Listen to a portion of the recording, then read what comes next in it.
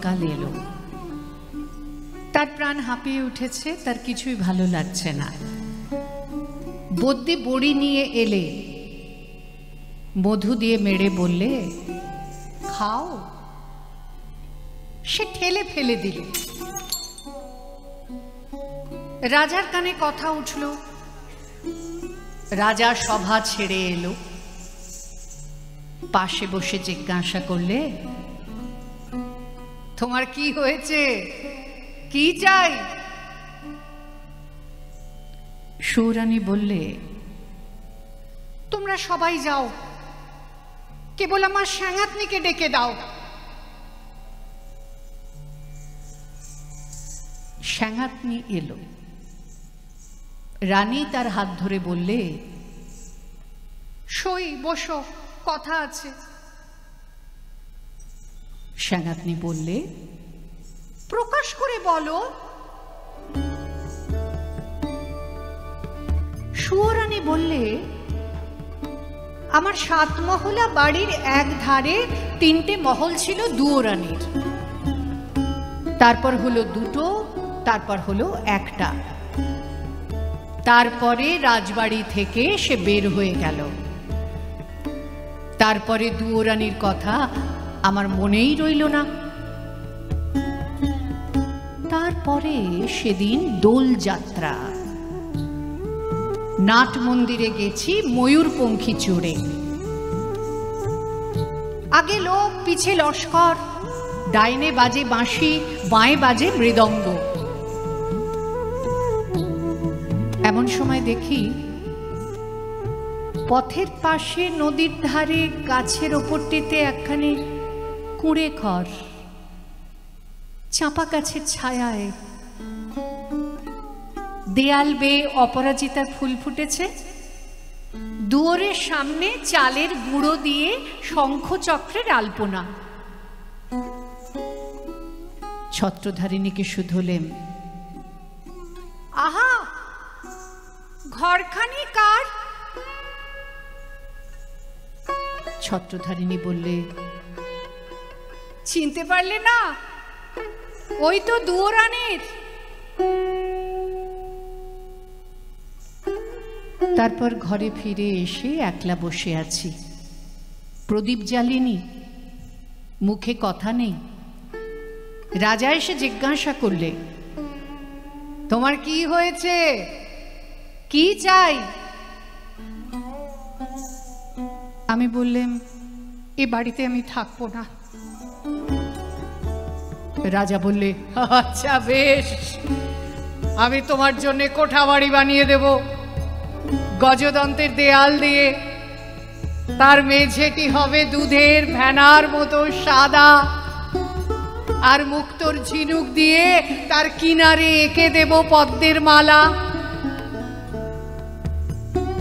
আমি বললাম, আমার বড় সাধ, কুঁড়ে ঘর বানিয়ে থাকি তোমার বাহির বাগানের একটি ধারে।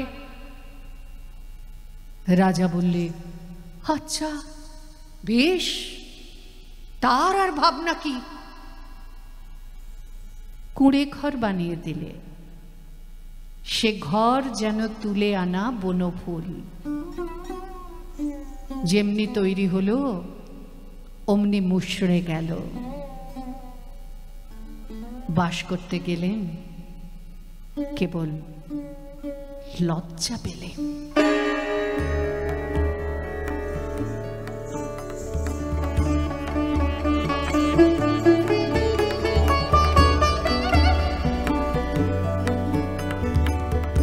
তারপরে সেদিন স্নান যাত্রা। নদীতে নাইতে গেছি, সঙ্গে 107 জন সঙ্গিনী। জলের মধ্যে পালকি নামিয়ে দিলে। স্নান হলো। স্নান সেরে ঘরে ফিরছি। পালকির দরজা একটু ফাঁক করে দেখি, এ কোন ঘরের বউ গা? যেন নির্মাল্যের ফুল, হাতে সাদা শাঁখা, পরনে লাল পেড়ে শাড়ি।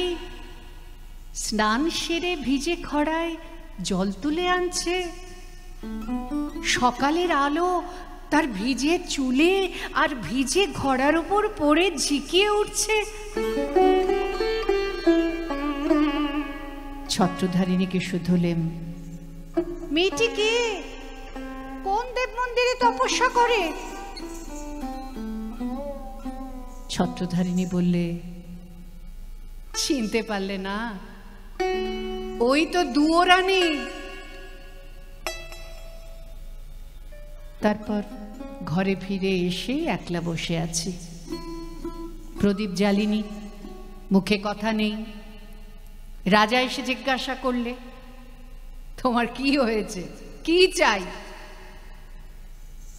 আমি বললাম, আমার বড় সাধ, রোজ সকালে নদীতে নিয়ে মাটির ঘড়ায় জল তুলে আনবো বকুলতলার রাস্তা দিয়ে। রাজা বললে, আচ্ছা বেশ, তার আর ভাবনা কি। রাস্তায় রাস্তায় পাহারা বসলো, লোকজন গেল সরে। সাদা শাঁখা পরলে বা লাল পেড়ে শাড়ি, স্নান সেরে ভিজে ঘড়ায় জল তুলে আনলেন। দুয়ারের কাছে এসে ঘড়া আছড়ে ভাঙলেন। যা ভেবেছিলেন তা হলো না, শুধু লজ্জা পেলেন।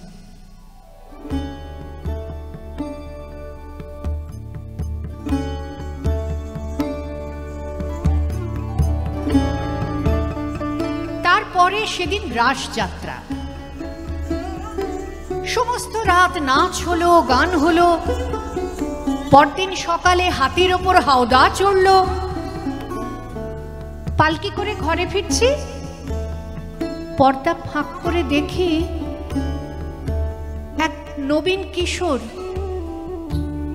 চূড়োয় তার বনফুলের মালা, হাতে তার ডালি, তাতে শালুক ফুল, তাতে বনের ফল, তাতে ক্ষেতের শাক। ছত্রধারিণীকে শুধলেন, কোন ভাগ্যবতীর ছেলে পথ আলো করেছে? ছত্রধারিণী বললে, চিনতে পারলে না? ওই তো দুয়োরানীর ছেলে। ওর মার জন্যে নিয়ে চলেছে শালুক ফুল, বনের ফল, ক্ষেতের শাক। তারপর ঘরে ফিরে এসে একলা বসে আছি। প্রদীপ জ্বালিনি, মুখে কথা নেই। রাজা এসে জিজ্ঞাসা করলে, তোমার কি হয়েছে, কি চাই? আমি বললাম, আমার বড় সাধ, রোজ খাবো শালুক ফুল, বনের ফল, ক্ষেতের শাক। আমার ছেলে নিজের হাতে তুলে আনবে। সোনার পালঙ্কে বসে আছি, ছেলে ডালি নিয়ে এলো। তার সর্বাঙ্গে ঘাম, তার মুখে রাগ। ডালি পড়ে রইল। লজ্জা পেলেন।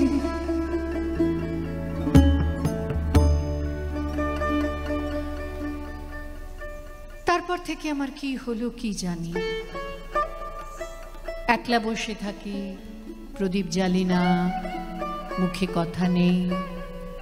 রাজা রোজ এসে জিজ্ঞাসা করে, তোমার কি হয়েছে, কি চাই?